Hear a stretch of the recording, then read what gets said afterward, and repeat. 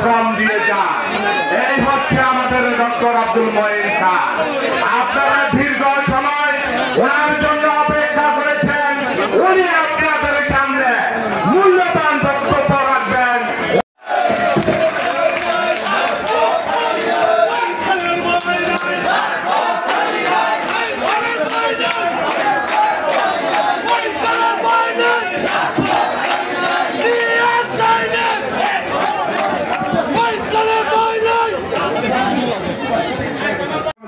ফিরিয়ে দিয়েছিলেন।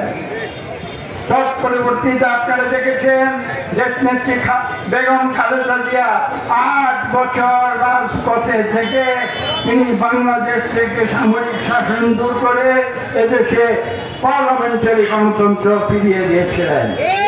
এবং আমাদের ভারপ্রাপ্ত চেয়ারম্যান জনাব তারেক রহমান দীর্ঘ 15 বছর লন্ডনে থেকে ধৈর্য সহকারে এই দলকে পরিচালনা করে আজকে আমাদের এমন পরিস্থিতিতে এনে দিয়েছিলেন যেখানে আমরা একটি সুষ্ঠু নিরপেক্ষ নির্বাচনের জন্য অপেক্ষা করছি। কাজে আমাদের ধৈর্য রাখতে হবে। আমি যে কথা বলেছি, আমাদের অধৈর্য হলে হবে না। এবং পাশাপাশি আমাদের যে আবেগ, সেই আবেগকে নিয়ন্ত্রণে রাখতে হবে। চিন্তাধারা, যে চিন্তাধারা কিন্তু বাকশাল থেকে আলাদা।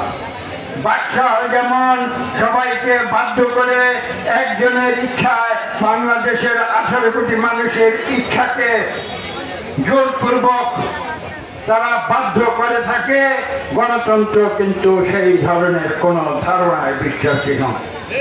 গণতন্ত্রে প্রত্যেকটি মানুষের নিজ নিজ স্বাধীনভাবে কথা বলার সুযোগ থাকতে হবে, সেখানে নিজের মত প্রকাশের স্বাধীনতা থাকতে হবে এবং একটি সুষ্ঠু নিরপেক্ষ নির্বাচনের মাধ্যমে যে রাজনৈতিক দল সংখ্যাগরিষ্ঠতা পাবে তারাই সরকার গঠন করবে।